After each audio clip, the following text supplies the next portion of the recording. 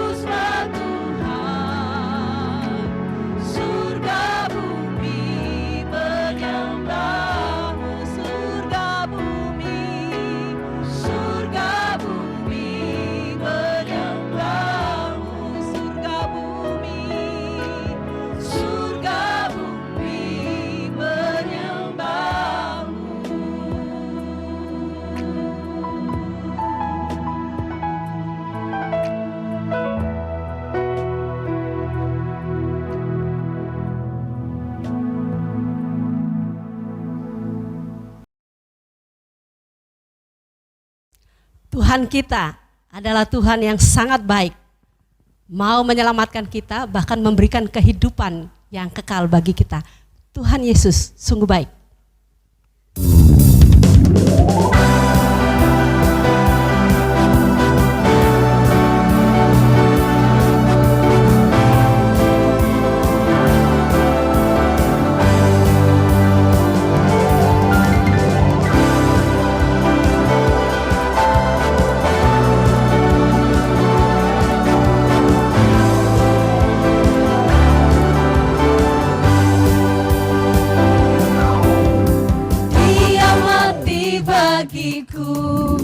Dia bangkit bagiku, Dia Tuhan Allah penyelamatku.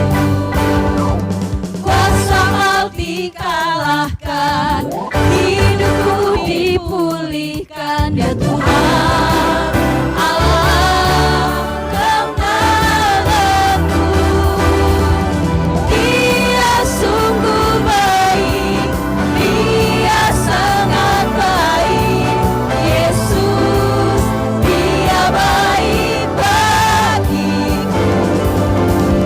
Dia sungguh baik, Dia sangat baik. Yesus, Dia baik bagiku.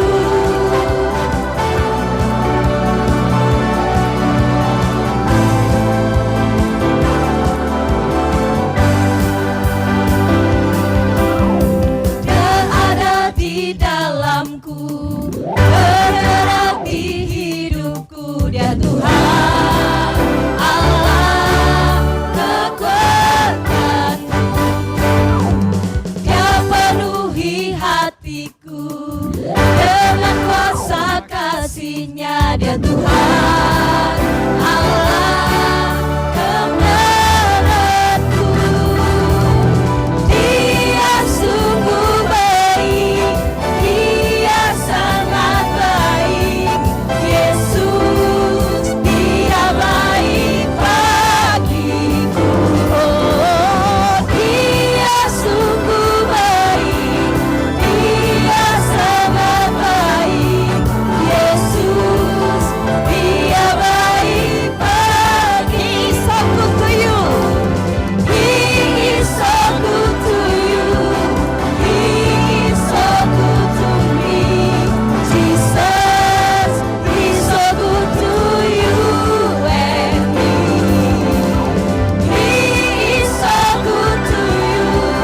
He is so good to me. Jesus, He is so good to you and me. Jesus, He is so good to you and me.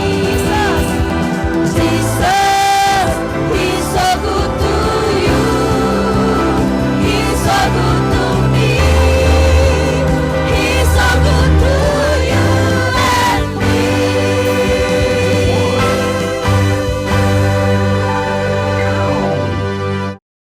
Kita akan sama-sama berdoa untuk negeri kita. Dan sebelum kita berdoa, kita iringi dengan satu pujian, pulihkan negeri kita.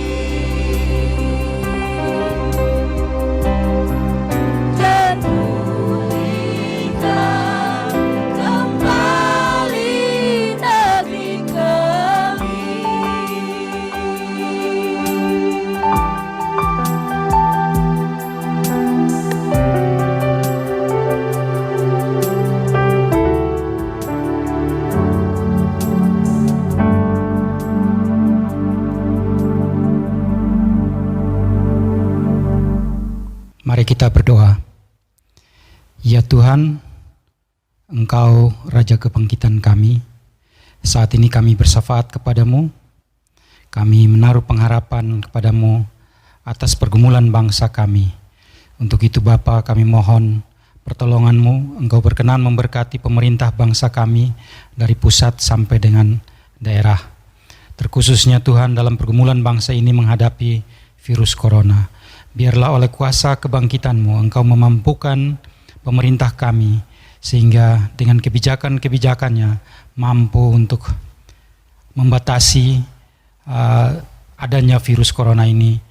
Dan kami memohon pertolongan-Mu, Engkau memberkati para medis yang ada pada garda terdepan untuk menyembuhkan dan memulihkan anak-anak bangsa yang terjangkit dengan virus corona ini. Kami juga berdoa kepadamu Tuhan, menaruh pengharapan atas gereja-Mu di tempat ini. Biarlah oleh kuasa kasih-Mu Engkau terus memberkati pelayanan kami di tempat ini, sehingga lewat pelayanan ini banyak jemaat yang diberkati Tuhan. Kami menyerahkan anak-anak Tuhan yang sedang bergumul dengan pergumulan mereka secara pribadi.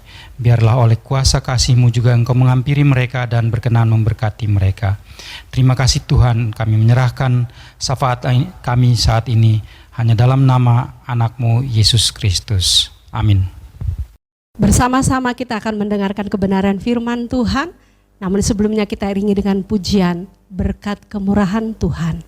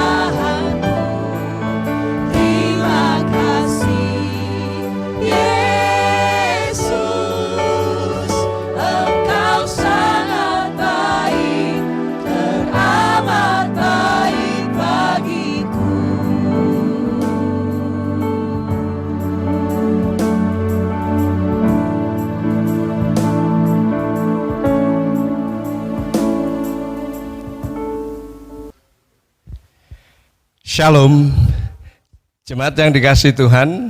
Pada hari ini kita akan mendengarkan bagian dari firman Tuhan yang saya beri judul Harmoni dengan Pencipta.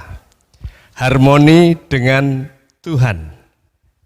Teks yang akan kita selidiki dan kita renungkan bersama-sama terdapat di dalam Injil Yohanes pasal 20 ayat 19 sampai dengan ayat 21.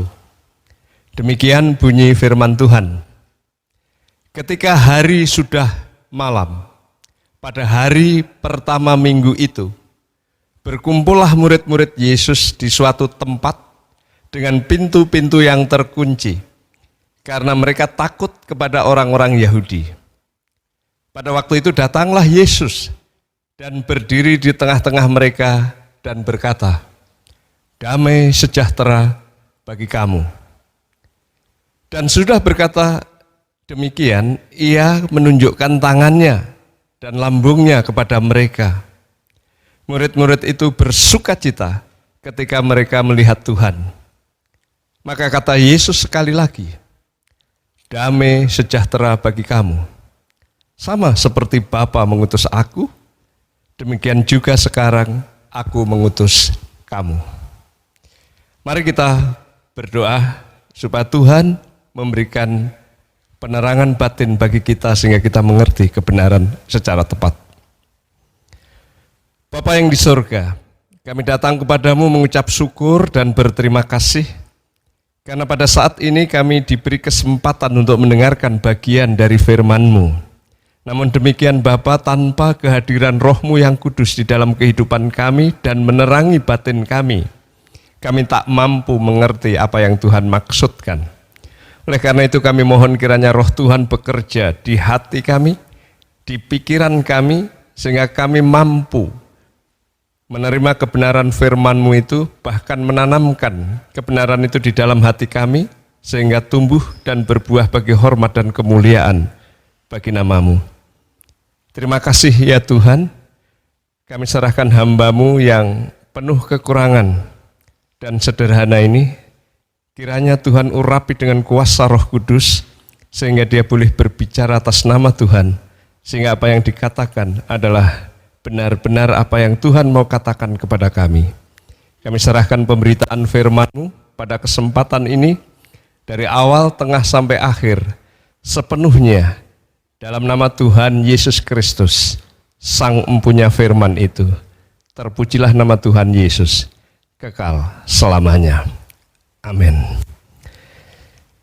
Apa yang saya maksudkan dengan harmoni dengan Pencipta? Apa yang dimaksudkan di sini harmoni dengan Tuhan? Bukankah kita sebagai manusia adalah ciptaan sementara Tuhan adalah pencipta? Bagaimana ciptaan bisa harmoni dengan Pencipta? Sekalipun kita tahu bahwa manusia itu dicipta oleh Tuhan segambar dan serupa supaya bisa klop, bisa harmoni dengan Pencipta. Namun demikian manusia jatuh dalam dosa. Tuhan suci, bagaimana yang dosa bisa harmoni dengan yang suci? Belum lagi kalau kita berpikir manusia adalah bukan hanya ciptaan, bukan hanya berdosa, tapi dia terbatas. Sementara di pihak lain Tuhan Sang Pencipta bukan hanya suci, dia tak terbatas. Bagaimana yang terbatas bisa harmoni dengan yang tak terbatas? Bagaimana kita yang berdosa bisa harmoni dengan yang suci, Tuhan kita? Bagaimana? Itulah sebabnya pada kesempatan ini, berita Paskah, berita kebangkitan, berita di mana Yesus mengalahkan maut itu, memberitahu kepada kita bahwa kita yang adalah ciptaan, kita yang adalah orang-orang berdosa, kita yang adalah terbatas, bisa harmoni dengan Sang Pencipta, dengan Tuhan yang tak terbatas itu. Mari kita lihat di dalam ayat 19b. Dikatakan di situ, pada waktu itu datanglah Yesus dan berdiri di tengah-tengah mereka dan berkata, "Damai sejahtera bagi kamu." Yesus yang mati di kayu salib menebus dosa, sudah selesai. Yesus yang bangkit dan mengalahkan maut. Yesus yang bangkit dan mengalahkan, mencabut sengat dosa yaitu maut itu.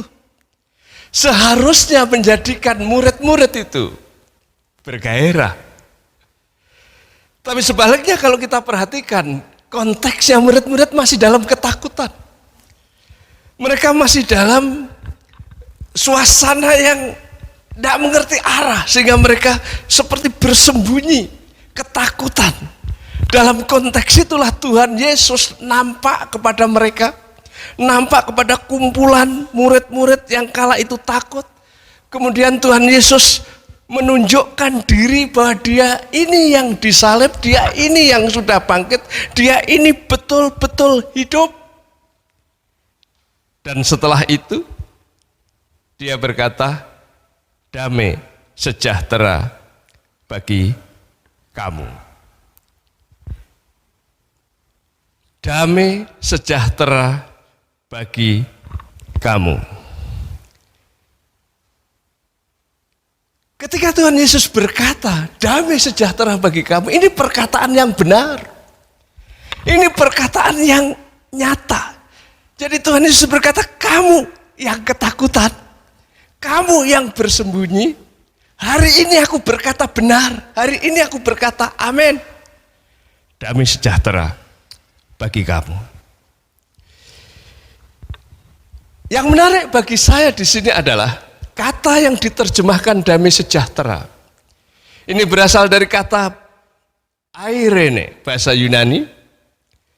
Dan kalau kita perhatikan, ketika kita berpikir Eirene, ketika kita berpikir damai sejahtera, seringkali orang berpandangan atau menangkap makna bahwa ada dalam situasi badai, topan, yang mungkin juga pagebluk seperti saat ini. Tetapi dalam suasana itu, dalam suasana menghadapi damai, dalam suasana menghadapi topan, pagebluk, suasana yang tidak enak itu, tapi dia masih tetap damai sejahtera karena perlindungan Tuhan. Pemahaman ini tidak salah. Tapi kalau kita perhatikan ide Eirene di sini, yang paling menonjol adalah lebih cenderung kepada perdamaian di antara dua kubu yang tadinya berseteru, perdamaian di antara dua bangsa yang tadinya bermusuhan, perdamaian dari kelompok masyarakat tertentu dengan kelompok masyarakat yang lain yang tadinya bermusuhan. Kemudian ketika ada seseorang yang mendamaikan sehingga terjadi perdamaian. Nah, itu sebenarnya kata Eirene di situ. Terjadi perdamaian. Tapi yang menarik, sekalipun terjadi perdamaian, hakikat dari keduanya tidak berubah. Barangkali mungkin yang paling gampang kita bayangkan, seandainya ada dua orang yang berseteru.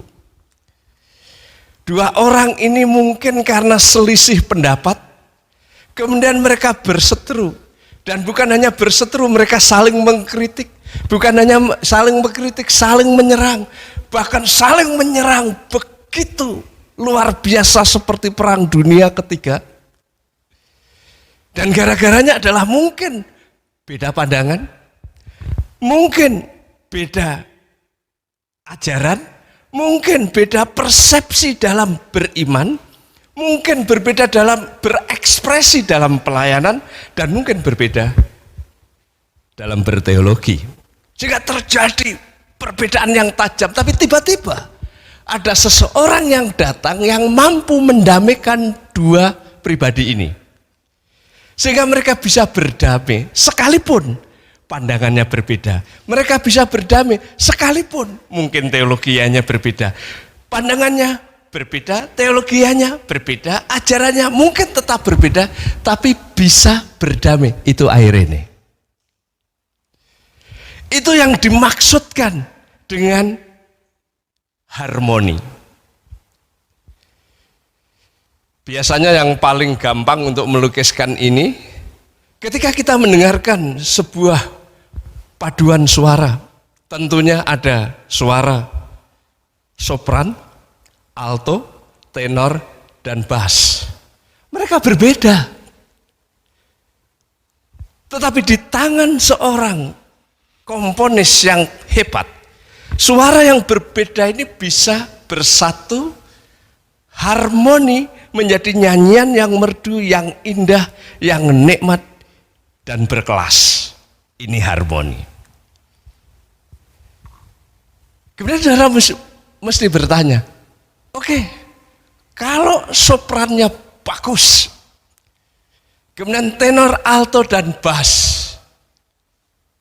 salah satunya misalnya fals, bisa harmoni tidak? Ya, sulit didengarkan dengan enak dan indah karena ada salah satu dari fals. Dan saudara tahu fals itu apa artinya? Fals berasal dari bahasa Belanda yang artinya menyimpang. Menyimpang tidak sesuai dengan note yang seharusnya itu fals.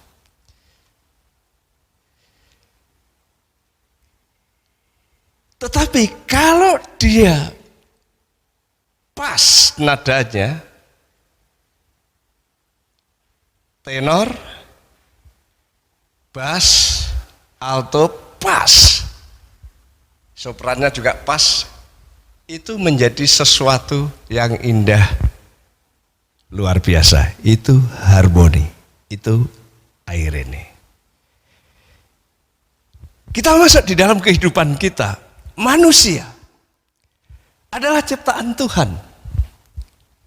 Kita bayangkan entah manusia kita, perbedaan-perbedaan kita, mungkin ada yang alto, kemudian ada yang tenor, kemudian ada yang bass. Taruhlah misalnya gambarannya Tuhan adalah soprannya. Asal kondisi kita tidak fals, asal kondisi kita tidak menyimpang, kita bisa harmoni dengan sopran itu, kita bisa harmoni dengan Tuhan itu, dan kita jadi indah.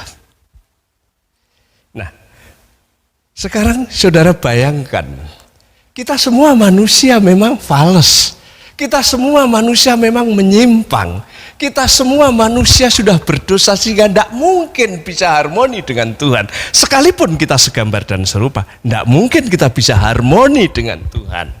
Nggak mungkin kita bisa harmoni dengan Sang Pencipta. Inilah sebabnya ketika Yesus sudah mengalahkan dosa di kayu salib, ketika Yesus sudah bangkit mengalahkan maut, ketika dia membuktikan dirinya bahwa hidup, dia datang kepada muridnya yang masih fals, yang masih rasa berdosa, yang masih rasa salah.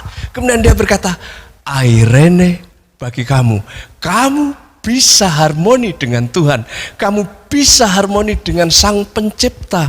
Kamu yang fals bisa menjadi tidak fals sehingga harmoni. Kamu yang berdosa bisa disucikan sehingga harmoni.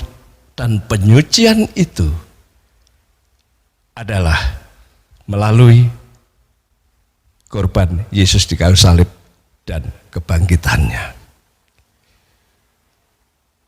Bukan hanya saudara dan saya, semua manusia yang fals, semua manusia yang berdosa, semua manusia yang menyimpang, bisa berdamai dengan Allah, bisa harmoni dengan Tuhan, bisa harmoni dengan Sang Pencipta kalau sumber fals itu, sumber penyimpangan itu, sumber dosa itu diselesaikan dulu dengan kematian Yesus di salib dan kebangkitannya, sehingga kita bisa harmoni.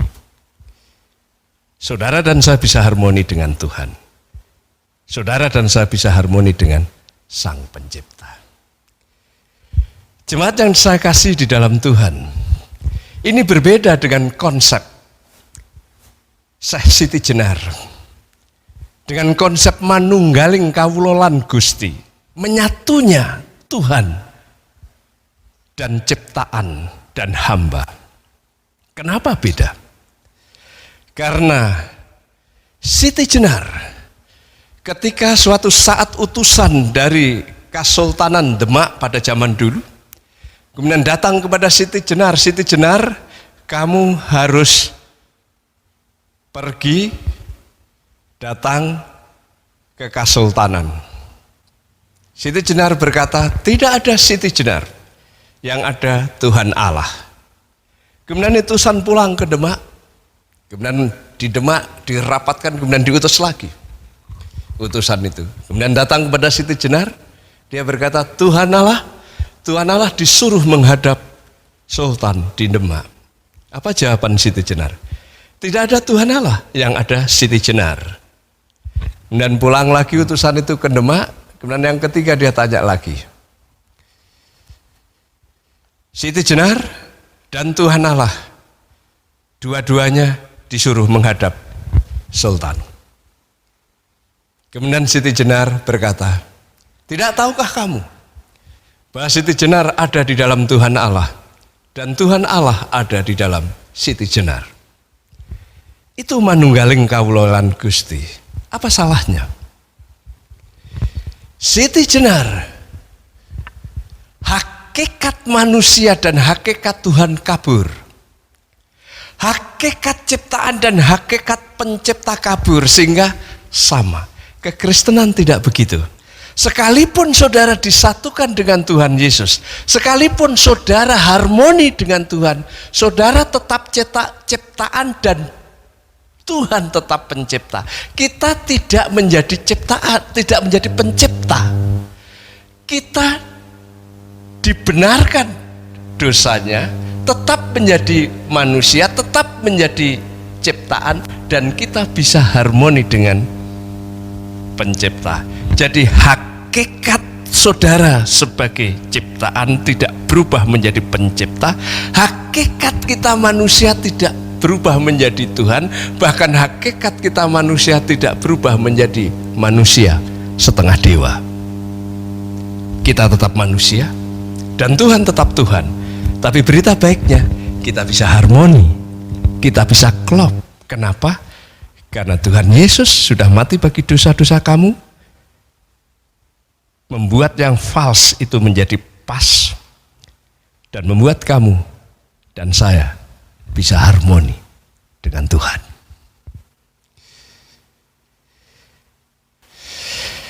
Jemaat yang dikasihi Tuhan, bukan saja Tuhan membuat kita sebagai ciptaan bisa harmoni dengan pencipta, bukan saja Tuhan membuat kita yang adalah manusia bisa harmoni dengan Tuhan, tetapi kalau kita perhatikan kebangkitan Tuhan Yesus itu,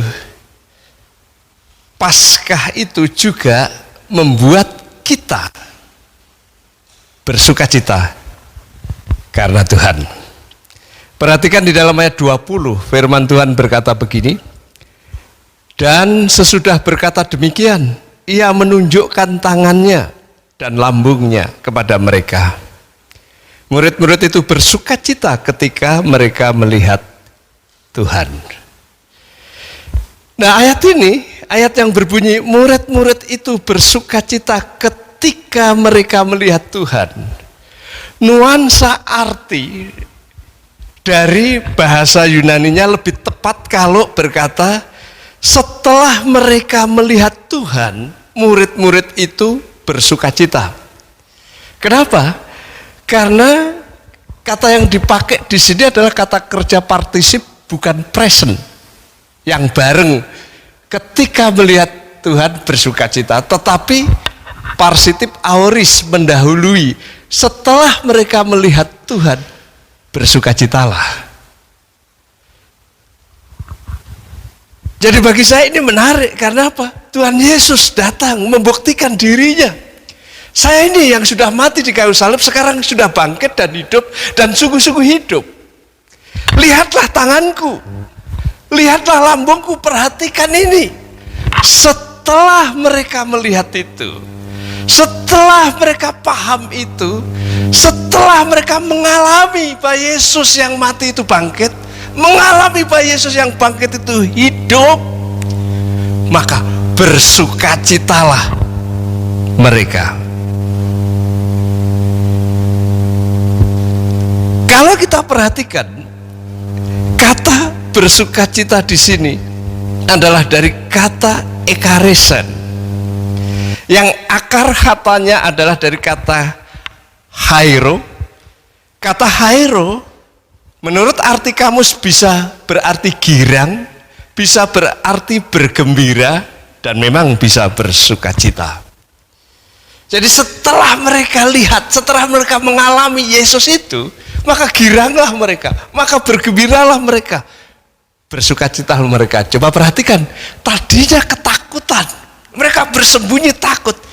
Setelah melihat Yesus yang bangkit, setelah melihat Yesus yang hidup, setelah mereka membuktikan bahwa Yesus yang kemarin disalib, Yesus yang lambungnya lubang itu sekarang hidup, dan bersukacitalah mereka. Hairo. Seorang ahli Yunani, Taher, dia berkata bahwa kata haris, saudara pasti tahu haris bisa diterjemahkan kasih karunia, kadang-kadang diterjemahkan anugerah, diterjemahkan kebaikan Tuhan, diterjemahkan perkenanan. Kata hairo di situ, kata haris di situ, akar katanya berasal dari kata hairo, sehingga ini seperti ada kesinambungan hairo dan haris.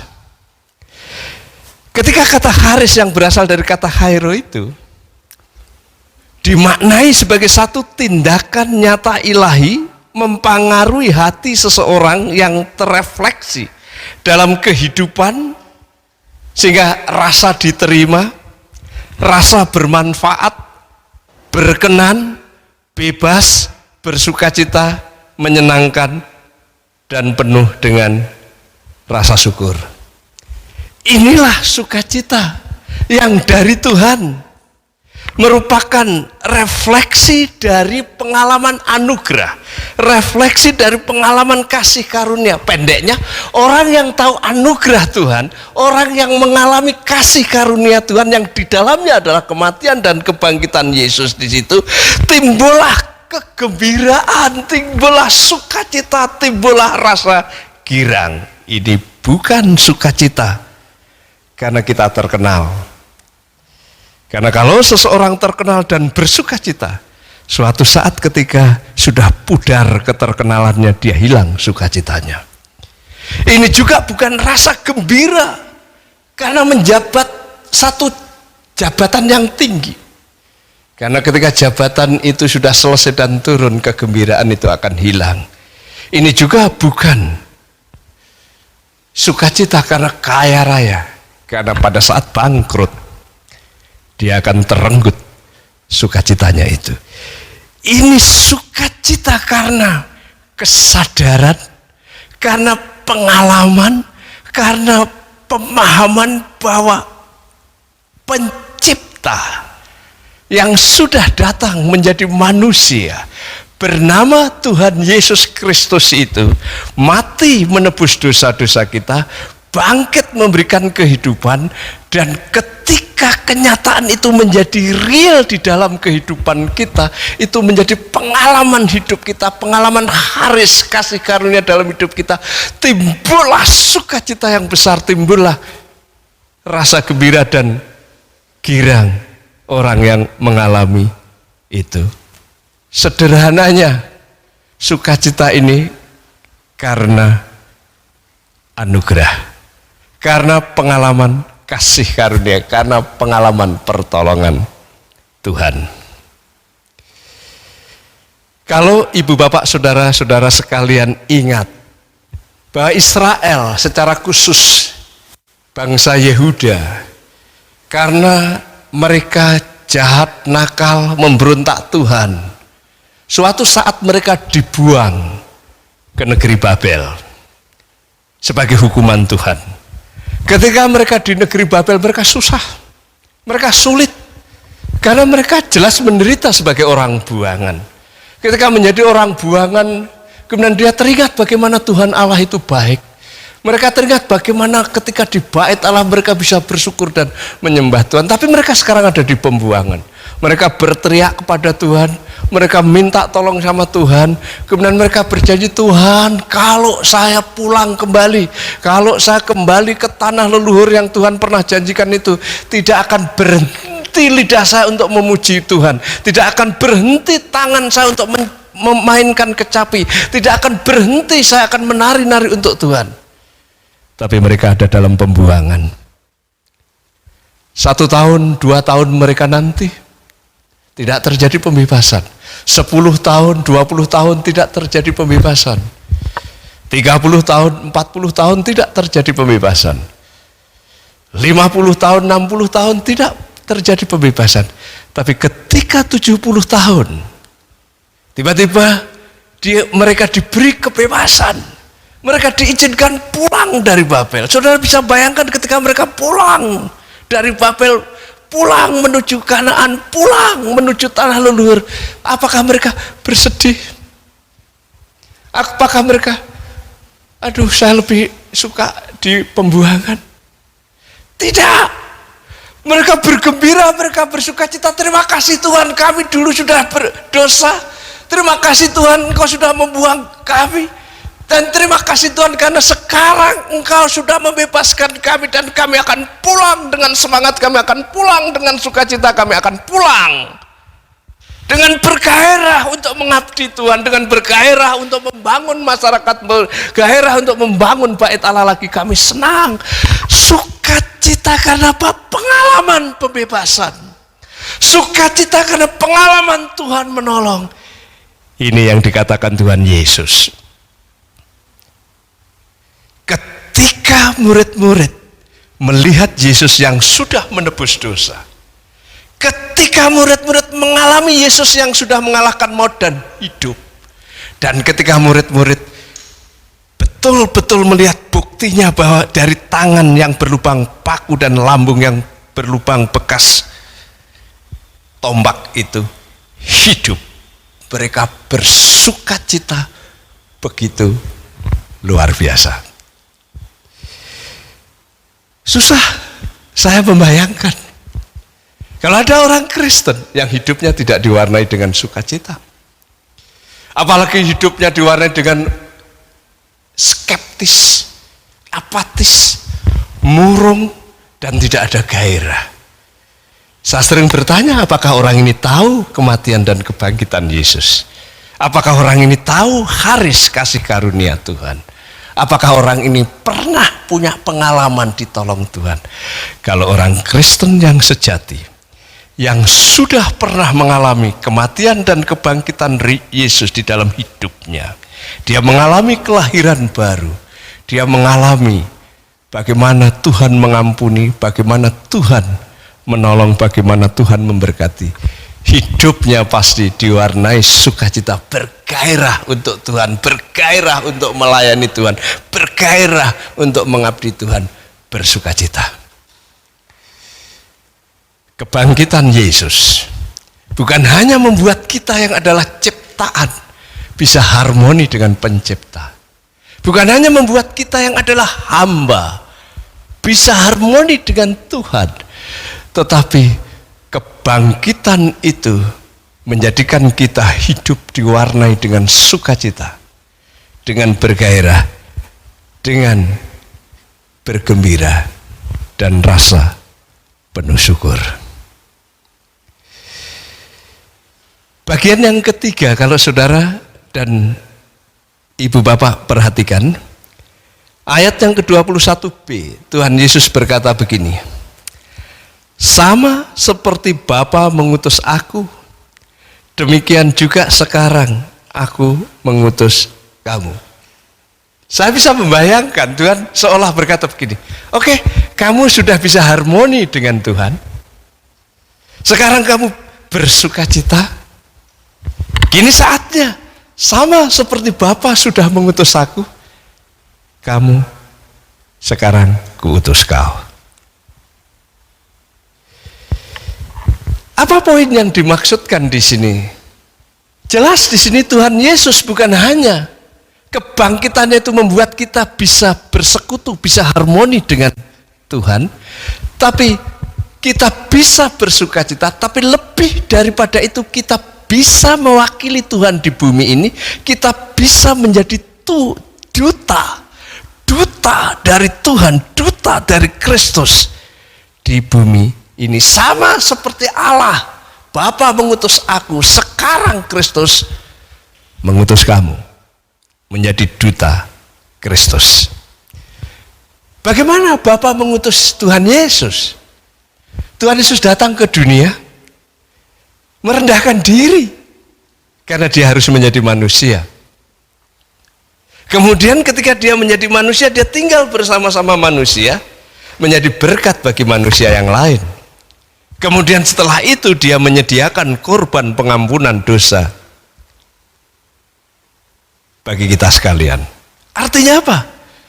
Kalau diutus Bapa, Tuhan Yesus merendahkan diri jadi manusia, menjadi berkat bagi manusia, kemudian mati dan bangkit dari salib itu. Itu pola. Kalau demikian, bagaimana dengan kita kalau kita menjadi duta Kristus? Duta Tuhan di bumi ini. Jelas kita harus mengikuti pola Kristus yang datang ke dunia merendahkan diri menjadi manusia. Kita harus hidup dengan pola merendahkan diri. Artinya kita harus merendahkan diri dengan orang-orang di mana kita melayani mereka.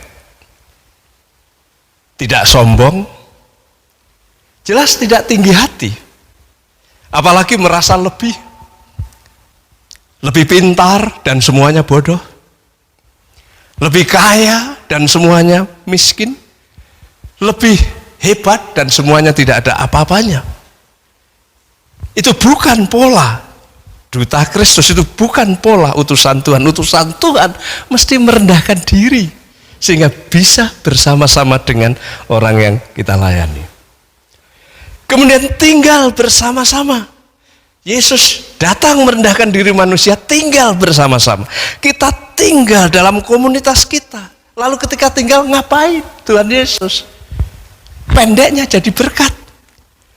Pendeknya jadi manfaat. Ketika Tuhan Yesus jalan, kemudian ada orang sakit, dia sembuhkan. Ketika dia ada kerumunan banyak orang, mereka tidak punya makan, dia kasih makan. Ketika mereka putus asa, dia memberikan harapan. Kalau demikian, kalau kita melayani, harusnya seperti itu. Kita tinggal di tengah-tengah masyarakat, kita menjadi berkat bagi masyarakat. Kita bisa berbagi dengan mereka dalam konteks ekonomi yang mungkin nanti akan sulit. Bagaimana kita bisa menjadi berkat bagi masyarakat yang mengalami kesulitan? Itu menjadi berkat. Yang sakit kita bisa mendoakan supaya Tuhan tolong bisa sembuhkan. Yang kekurangan kita bisa backup. Yang putus asa kita bisa memberikan solusi harapan. Yang ada di dalam kegelapan kita menjadi terang. Yang hidupnya hambar kita bisa mewarnai dengan menggarami mereka. Dan jangan menjadi benalu ataupun batu sandungan bagi masyarakat kita. Itu melayani. Itu duta Kristus. Jadi jangan menjadi benalu dan malah menghisap mereka. Juga jangan menjadi batu sandungan membuat orang terjatuh dan tersandung. Kita mesti menjadi berkat. Sama seperti Bapa mengutus aku, kuutus kau. Bapa mengutus aku ke dunia merendahkan diri. Bersama-sama dengan orang menjadi berkat. Kemudian sudah itu menyediakan korban pengampunan dosa di atas kayu salib. Kita tidak bisa seperti itu. Tapi kita setidaknya bisa menceritakan pengalaman kita saat memperoleh pengampunan dosa. Kita bisa menceritakan tentang bagaimana Yesus yang mengampuni dosa. Kita bisa menceritakan bagaimana pertolongan Tuhan atas kita. Itulah duta Kristus. Itulah utusan Tuhan. Saudara pasti teringat pengalaman Yesaya ketika masyarakat pada zamannya banyak orang yang berdosa. Kemudian Raja Uzia sudah mati. Seperti bangsa itu hilang arah karena pemimpinnya mati. Mereka berdosa menurut keinginan mereka masing-masing. Saudara tahu Yesaya kemana? Dia ke Bait Allah. Dan ketika ke Bait Allah, dia melihat bagaimana kemuliaan Allah dinyatakan. Dia melihat penglihatan yang begitu luar biasa sampai dia gemetar dan ketakutan. Kemudian akhirnya dari serafim yang di sekitar tahta Allah itu turun, kemudian menyentuh lidahnya, kemudian dia diampuni. Dan ketika dia diampuni, kemudian dia sadar bahwa dia perlu juga menjadi utusan. Kemudian ketika dari penglihatan itu ada suara, siapakah yang akan kuutus untuk aku?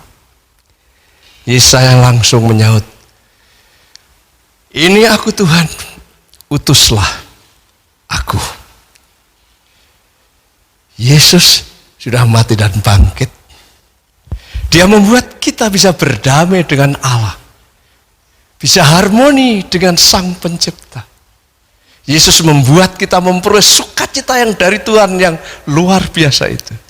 Tapi Yesus juga meminta kamu, meminta saudara, meminta saya, seperti dia yang diutus Bapa, merendahkan diri, menjadi berkat, dan menceritakan tentang berita pengampunan dosa. Ini aku, utuslah aku. Dahulu seorang rasul namanya Paulus diutus Tuhan untuk menjangkau dunia non-Yahudi.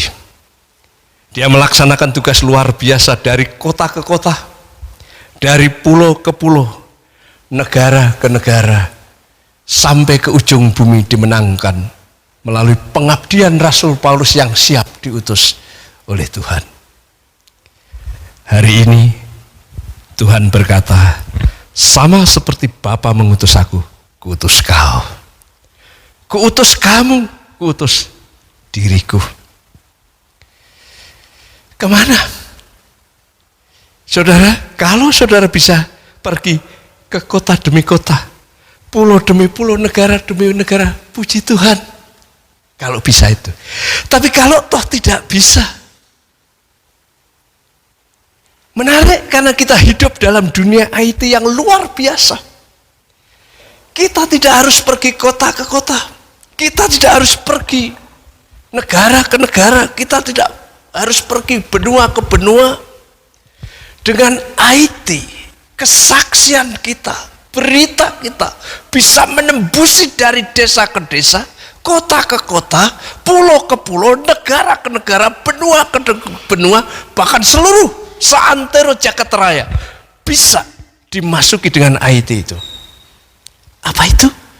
Saudara pasti tahu, zaman sekarang, zaman internet, di mana saudara bisa main dengan dunia medsos, entah itu WA, entah itu Facebook, entah itu IG, entah itu Twitter, ada banyak aplikasi yang bisa dengan memakai itu berita Anda, kesaksian Anda bisa menembusi, bahkan menembusi tembok-tembok yang terkunci. Orang yang duduk di ruangan sendiri pun bisa mendengar kesaksian Anda melalui WA Anda, melalui Facebook, melalui YouTube, melalui IG, melalui Twitter, dan melalui banyak hal internet yang saudara bisa buat.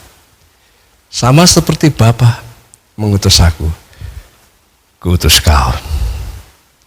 Saya tanya kepada Anda, apa yang Anda ceritakan di WA saudara, di Facebook saudara, di IG saudara, di Twitter saudara? Apa? Bukankah kita sering hanya bicara tentang perasaan kita? Mungkin makanan kita, mungkin pengalaman kita, mungkin pesta kita, mungkin bicara tentang kenangan-kenangan masa lalu kita. Tidak salah sekali dua kali. Tapi coba pikir, Pernah tidak saudara cerita tentang pengalamanmu bersama Tuhan? Disampaikan melalui itu. Pernah tidak saudara cerita bagaimana mujizat terjadi di dalam hidupmu, diceritakan di situ? Pernah tidak saudara menceritakan kasih Tuhan yang sudah menyentuh hidupmu di situ? Saya percaya kalau saudara bisa mencermati firman Tuhan kali ini, Tuhan bukan hanya membuat kita bisa bersekutu kembali dengannya, bisa bersatu, bisa harmoni dengan Dia, tapi Tuhan juga membuat kita bisa bersukacita dan terus bersukacita. Tapi lebih daripada itu, Tuhan membuat saudara dan saya bisa menjadi utusan Tuhan, duta Tuhan yang bersaksi mengenai pengalaman-pengalaman saudara dengan Tuhan. Kasih Tuhan, haris Tuhan, karunia Tuhan, anugerah Tuhan, penebusan Tuhan yang pernah saudara alami. Pertolongan Tuhan, mujizat Tuhan yang saya tahu pasti saudara pernah mengalami. Coba ceritakan itu kepada orang lain dan gunakan media yang sudah tersedia.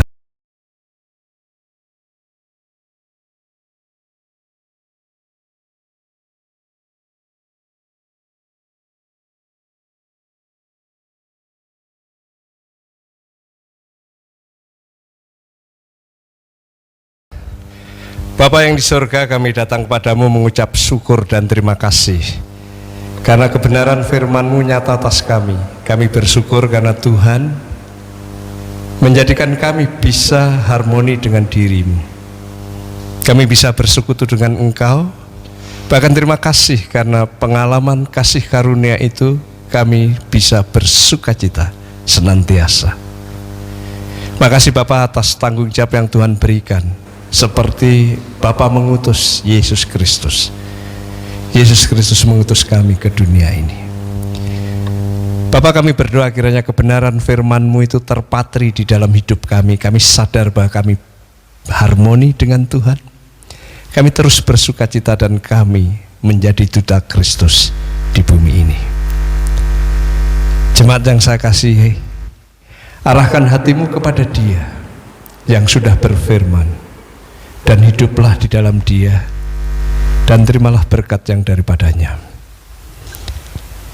Kiranya damai sejahtera dan sukacita yang dari Allah turun atas kamu sekalian, sehingga kamu dimanapun kamu berada, kamu menjadi duta Kristus yang menjadi berkat di mana-mana, sehingga ada banyak orang yang mempermuliakan Tuhan. Kamu diberkati dan banyak orang yang diberkati. Kemuliaan Tuhan dinyatakan demi nama Tuhan Yesus. Haleluya. Amin. Ku berikan hatiku dan jiwaku, semuanya bagimu di dalam hidupku, di setiap waktu.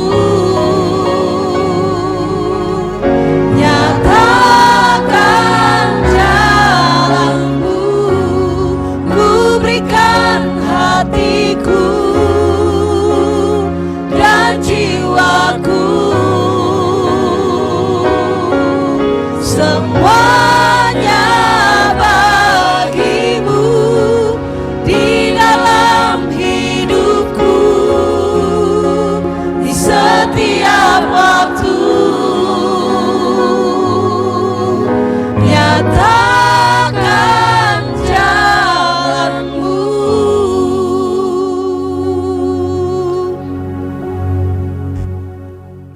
Amin. Tuhan Yesus memberkati.